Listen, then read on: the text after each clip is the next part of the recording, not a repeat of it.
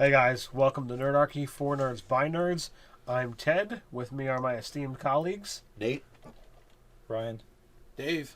and today we're going to talk about Dungeons & Dragons 5th edition, The Monk. the funky monk. You know, So does the monk go around solving crimes? He's low CD. no. This is the martial unarmed warrior. Okay, more like a Bruce Lee type then. Absolutely. Right. Sweet. So there's some definite step down in power in relation to the 3rd edition monk, but there's some definite interesting things to play around with. So what do you guys think? Well, now we've had friends of ours that we game with kind of cry and complain about the monk a little bit, saying they felt that the monk really kind of got screwed because they do a die 4. But they get a die 4 and they get 2 attacks around if they use their bonus action. Right. And their bonus action, unlike other people's bonus actions, they actually get their modifier to the damage. Now that D4 is only for the first handful of levels for their unarmed attack. All right, first Now, four. if you decide you want to go and carry any of the monk weapons, you could carry a club, a staff, A short sword. a short sword, a spear. They've got a lot of weapons. You're to choose from. doing a D6, and as a secondary fighting class, which I'm sorry, the monk is. It's a D8 hit die. It's not a D10. Right. You're a secondary fighting class. Having a D6 as your primary attack damage is not terrible, and you can build up, to that later thing. We just did the meat grinder today for Brigade Con, and after reading this, I'm like, you know what? I'm gonna play a monk. I put the other 2 characters I made aside, and I played a monk, and I had a great time with it. It was seventh level, so I went straight to that D6 unarmed, and did you guys feel that I was lesser in power? Well, let's start off. Okay, so you used the monk during the meat grinder. Right. How many character deaths were there during the meat grinder? 8. Most of them, to be fair, were from Sphere of Annihilations. So And terrible traps. And horrible traps to So- slay you. So was there 8 deaths? That many? Well, Juice died at least 3 times. They're pretty comical. The other guy died. Philip Posey. Philip Posey died at least 2 or 3 times.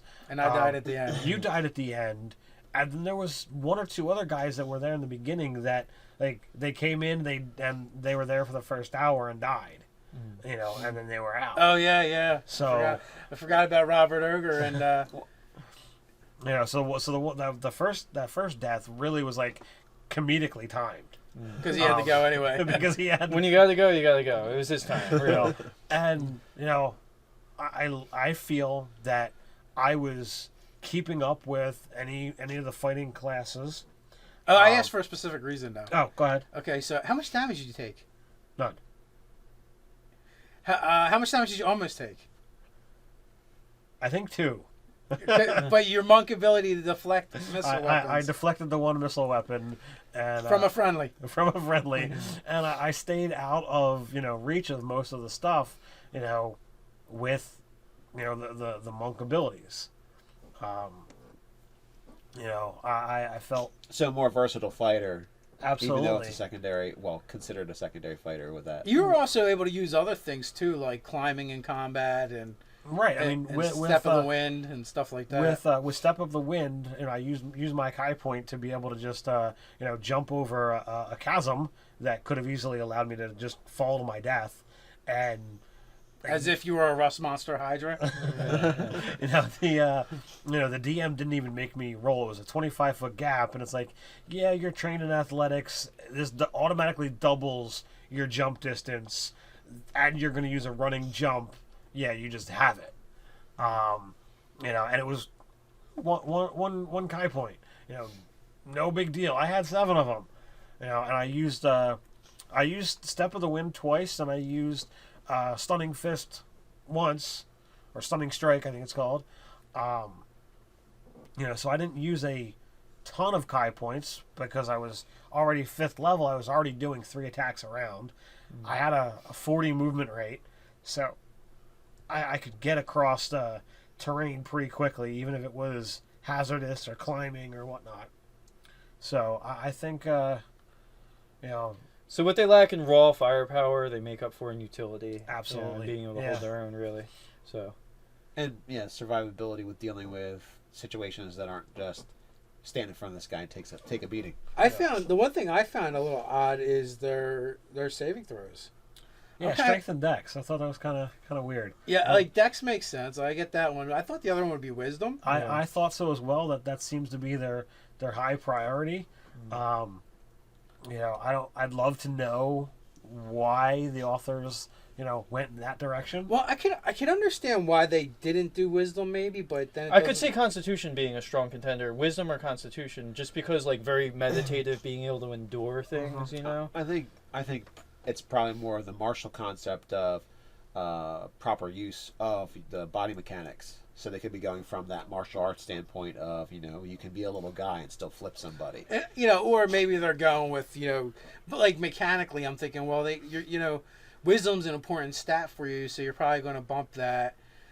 And then, so try to make them not too good because that would just be like imbalancing. Well, no, maybe they're spreading it out. They're going, okay, well, what's a dump stat? Well, strength might be a dump stat. Right. Because if you've already got a high dex because you want your armor class and you're going to have proficiency in your dex save, that's going to make your dex save really good. If you're going to have your high wisdom for your Kai powers and your also your armor class as well as some skills, that's going to work well for your wisdom save.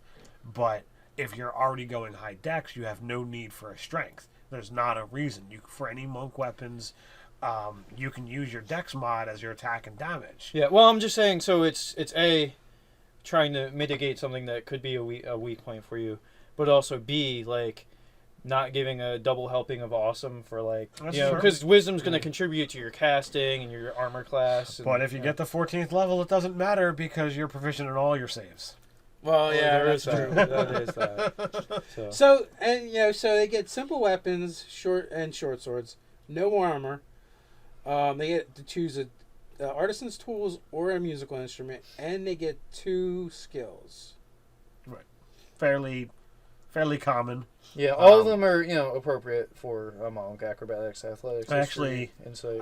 For a role playing standpoint, I like the fact that you can pick any artisan tool or an instrument.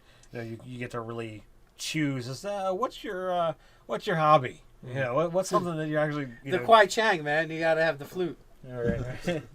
The bamboo flute. Yeah. My dwarven monk actually had a flute. And I'm sure a double as a club. If need be. In a pinch, anything's a club. So.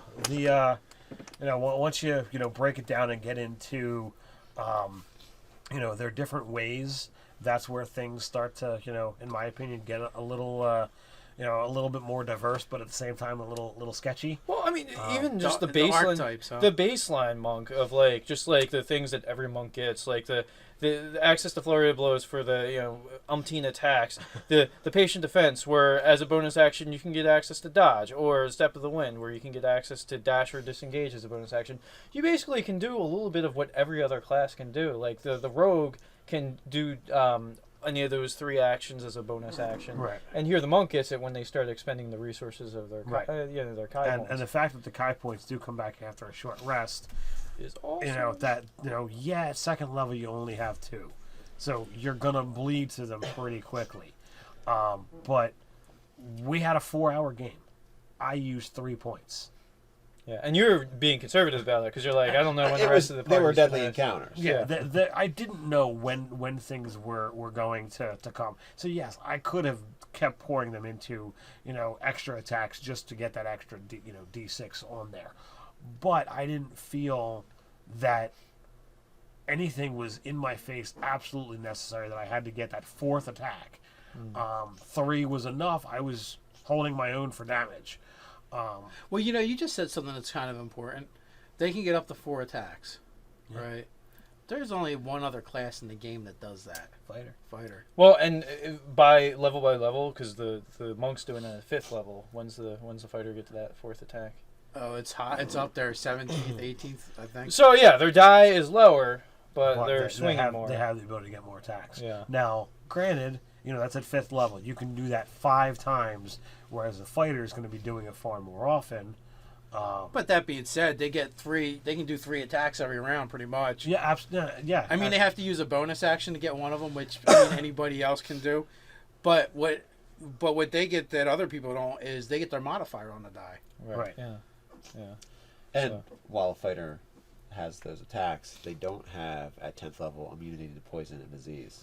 I mean, no, it doesn't. It's not like, oh, I've been poisoned, I'll use some key points to be okay. It's No, just I'm just immune to it. It just Well, doesn't bother me. Yeah, but at 7th level, they're like, oh, I'm charmed or frightened. No, I'm not. Yeah, but wait, you have to use an action to end that effect. I mean, you have to stop and think about it. You have to Am I really charmed or afraid? Come no, on. I'm not. Are you really my friend, or are you an evil jerk? So come on, Dragon. What's my motivation here? So, I'm not believing it. at first look through, it's like they do seem to be, at first glance, I really looked at it as like, well, they do feel a little underpowered because you're so trained from 3rd edition to look at that. Man, I got this D20 at 20th level, and that's all I'm going to need. This is my damage die. This is everything I need. And now it caps at a D10. So you initially look at that, well, it's halved automatically, and that puts you in a certain mindset. But when you look at everything that this monk has the ability to do, yes, they are not, a super combat engine, but they are so diverse in what they can do, and resistances, immunities. They can not only can they can do the snatch arrows thing or the deflect arrows. They can grab whatever it is and hurl it back with proficiency, as if it were a monk weapon. So when that guy critically fumbled and was going to put a throwing axe in my back, if I really wanted to, as my reaction where I caught it, I could have just hurled it back straight at him, possibly doing more damage than he could have.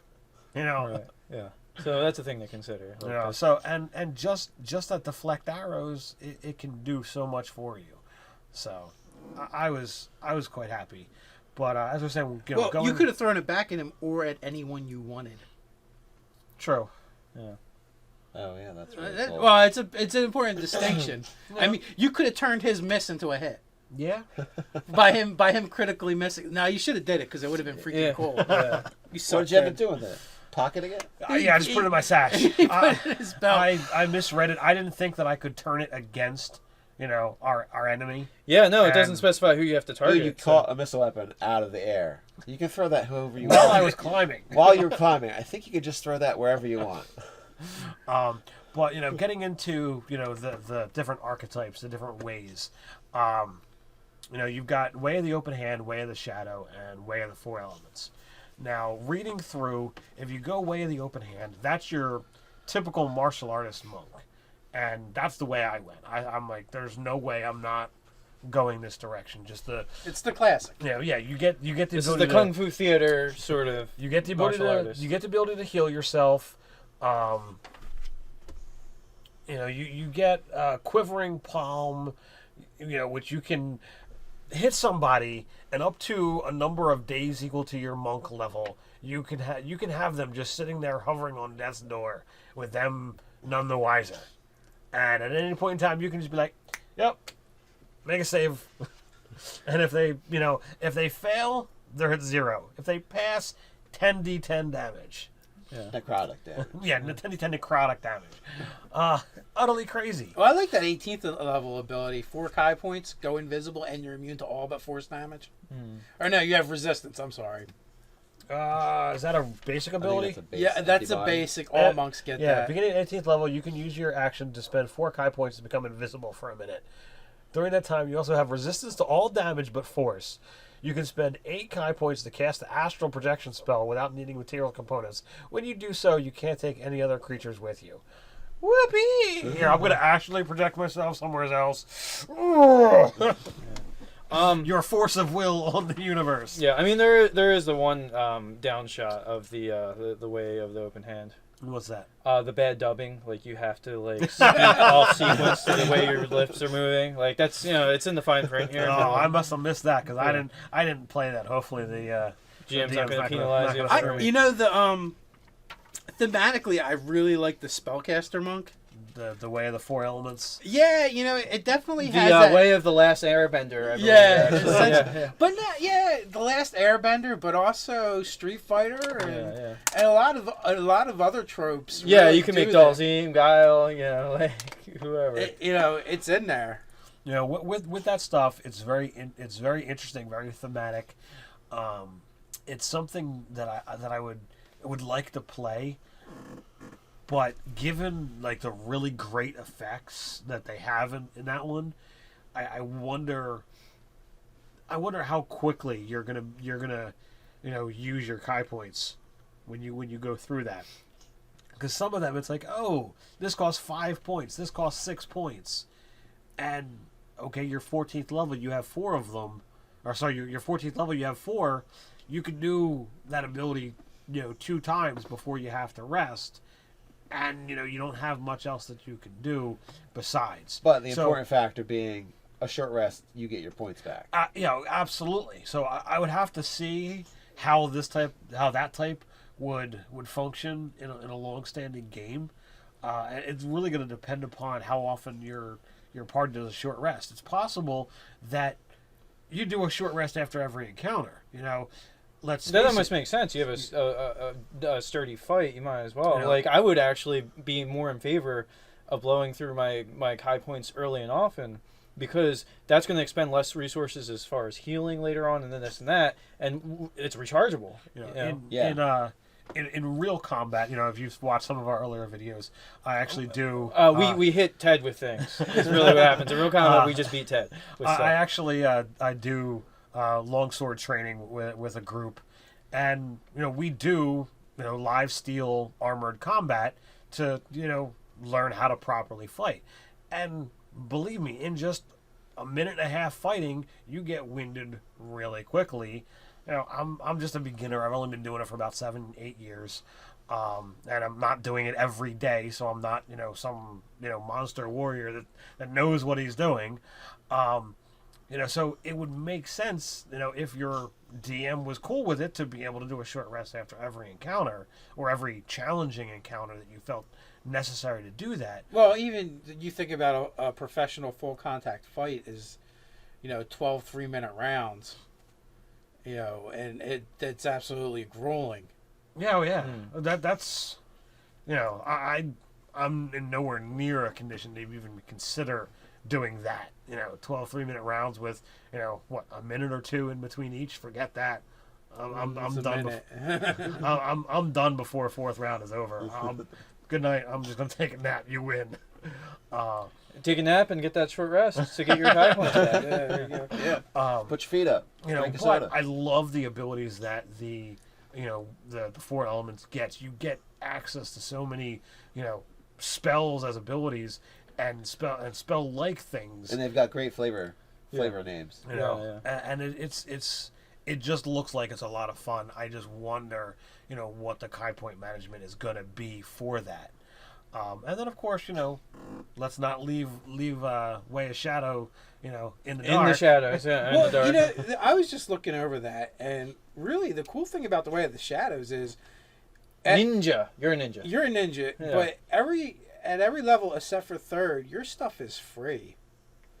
There's no Kai point cost. Dun, dun, dun, dun. So, with 3rd level, you get a handful of spells you can cast. They cost 2 points each, which you'll burn through those pretty quick.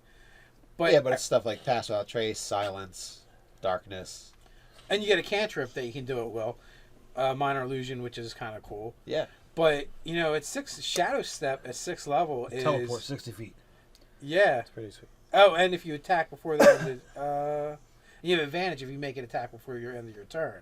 So you've got very cool ninja assassin-y type abilities, and if you want to flavor it properly, which is one of the cool things about the monk, is like we're not going to go into this long laundry list of monk weapons. You want to use nunchucks? It's called a club, and it just happens to be on chains. And you look cool. You want to use a kama? It's just a sickle, and it's just shaped differently. go have fun with whatever you want to do. Label it whatever you like. Go It for does, bad it stuff. does You know, less damage. Your short sword is your really, your assassin's wakasashi type of thing. Yeah. I'm So- thinking for the Way of the Shadow, you take your first 3 levels in Rogue, Assassin, Oh man. and Yeah, then yeah. and then because their last ability is at 17th level. Uh-huh. It's probably really made to stack with it. Yeah, I mean, you lose a couple things, but there are things that I think I wouldn't mind giving up. For the sneak and thematically going with the ninja, and the assassinate ability itself is pretty freaking good. Yeah, ninja heat. Yeah. So you'd lose your ability to become invisible. But you kind of get that as Yeah, a right, as the shadowy guy. yeah, the Cloak of Shadows. Right. You kind of get it anyway, except for it doesn't cost anything. You kind of do it at will. You just can't do it where it's bright light. Right. You need ninja bombs. Or you can just use 2 Kai points in darkness. There you go. Yeah. That's a ninja bomb, dude. Oh, ninja bomb. Ninja bomb. The non's the wizardy ninja bomb. Okay. Yeah, So, to the friend out there who said, I don't like them getting a D4. Sorry, man. I think there is more than enough here. Don't punch So- people. Use a stick. Well, I mean, even still, all right, I'm gonna use a key point and punch you 3 times. Yeah, and here's another thing, dude. What about your stout halfling monk? Mm. He does a D4 too. He also does a D10 when he gets high enough level. Yeah, that's true too. And then getting the bump to Dex, you could use your whatever as a finesse weapon. Like So, basically, you always I use played that. I played a hill dwarf monk. Wood elf would also make a good monk because they get dex and wisdom. No, it Right. doesn't make a good monk. Mountain dwarf. Dragonborn.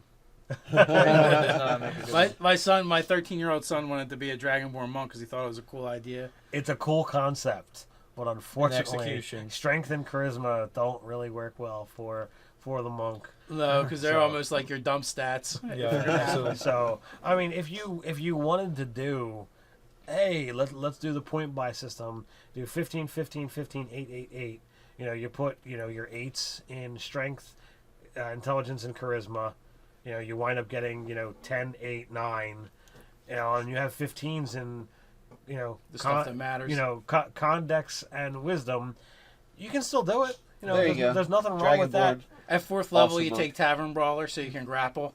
Nice. So you can bear hug people and then breathe on them. So Yeah, that's a good And then you take the elemental monk path. So there you go. yeah, you could Very The thematic. way of whatever your breath weapon is. Yeah. So you've got the ability to really play with it. So, realistically, any race could do monk. It's just obviously some are going to be better at it than others. So Dex and wisdom dex and wisdom is what you need. to succeed. Well, and then you're a melee fighter, so you kind of need con too. So Well, yeah, in you that wanna stay sense, alive. Wait a second. You're playing this game. You need constitution. Yeah, you basically you I'm need sorry. con for every single. I'm class. sorry. In all the games I've played, Raceland would never survive. Yeah. Wait a Yeah. second. You're willingly playing a character with a negative con modifier? No. but here's the thing, right? If you're an archer character or you're a spell slinger in the back, it's more feasible to not have a con More bonus. survivable. Yeah. But if you're punching things in the face, punching you in the face, punching you, Yeah.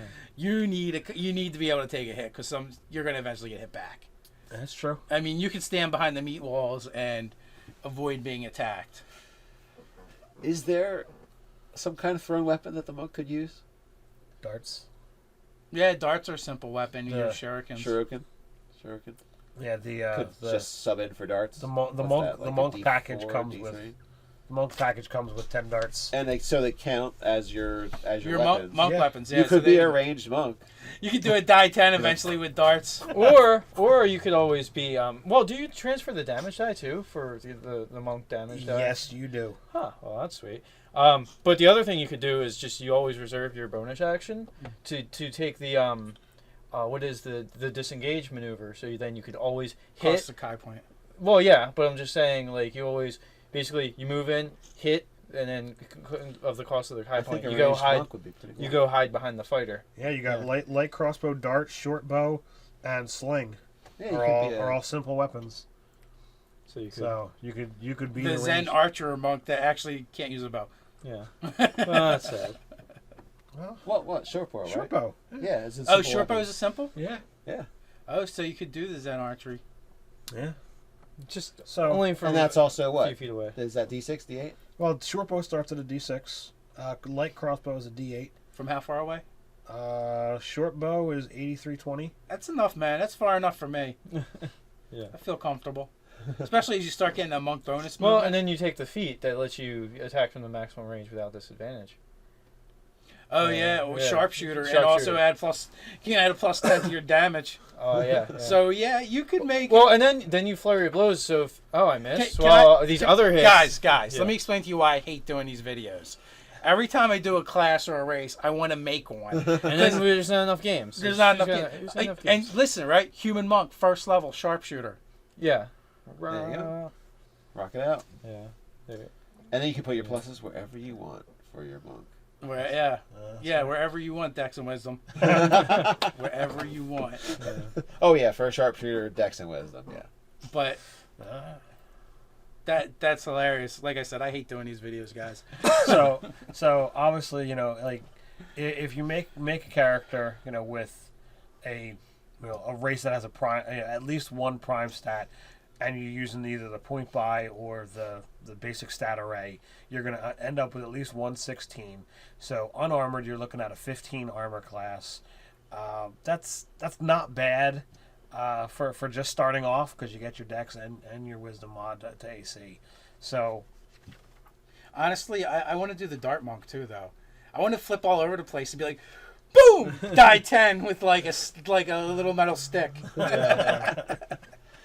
Only because it's ridiculous. Actually, I have always wanted to do like the sort of shuriken chucker character. Yeah. And there was such a high feat tax to be able to do it, because like you were gonna pay through the nose when you're doing like hurled weapons versus like the bow. The bow was the only weapon you could do like multi attacks, because it was just everything was structured. because of rate of enough. fire. Yeah. Like, so everything was structured for you to be able to use a bow awesomely, and then you kind of sucked doing anything else. See, because you could still, with throwing stuff, you could still go the sharpshooter route. Oh yeah. You know, Because just to get the added range, absolutely. it gives you all that other good stuff in addition to getting an additional range. Yeah. So. That's So after sitting here, doing it, as of a couple of days ago, you were, kind of unsure or against the monk. What do you think now, Dave? I think the monk could be a lot. Oh, the dart does a lot more than I thought too. Was it D4? Yeah, and the range isn't bad. 30 feet? What is it? 20-60 with the sharpshooter from 60 feet away. Yeah, that's nice. I want to do it just because it's ridiculous. This is going to, this will happen. Dude, and name him, tell him tour, or what's, because that's a magic thing. Yeah. Or what's the other one that was in Baldur's Gate? Like the guy that, remember the early encounters? They laughed at my darts. Once.